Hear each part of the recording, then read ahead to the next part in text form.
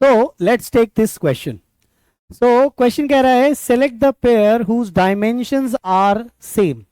अब देखो बेटा, डायमेंशन ढूंढनी है हमें कि इनमें से किस पेयर की डायमेंशन एग्जैक्टली सेम है. तो आप बड़ी इजीली इसको कर सकते हो. आपको डायमेंशनल एनालिसिस पता है कि दो चीजों की डायमेंशन सेम हो सकती है बट स्टिल वो दो अलग अलग फिजिकल क्वांटिटीज हो सकते हैं. जैसे एग्जांपल देखते हैं. हमारे पास एक है प्रेशर और स्ट्रेस. प्रेशर का फॉर्मूला होता है फोर्स अपॉन एरिया और स्ट्रेस का फॉर्मूला भी होता है फोर्स अपॉन एरिया.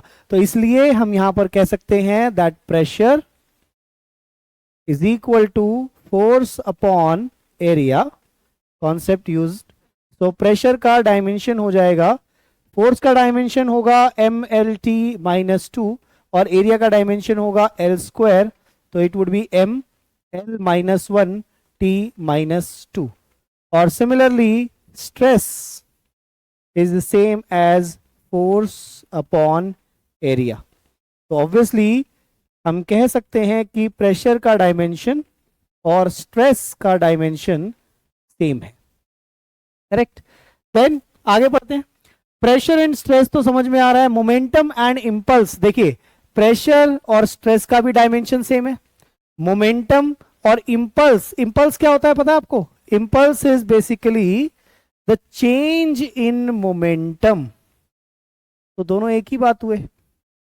जब मोमेंटम की जो भी यूनिट होगी, जो भी डायमेंशन होगी, तो चेंज इन मोमेंटम की भी वही यूनिट होगी.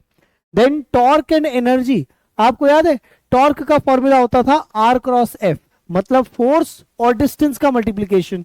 और वर्क डन या एनर्जी का भी फॉर्मूला होगा फोर्स इंटू डिस्प्लेसमेंट. तो इन दोनों का डायमेंशन भी सेम होगा. तो इन दोनों पेयर का भी डायमेंशन सेम है, इन दोनों का भी सेम है, टॉर्क और एनर्जी का भी सेम है. तो ऑप्शन नंबर डी हम मार्क करेंगे all of these. So I hope ये क्वेश्चन क्लियर है.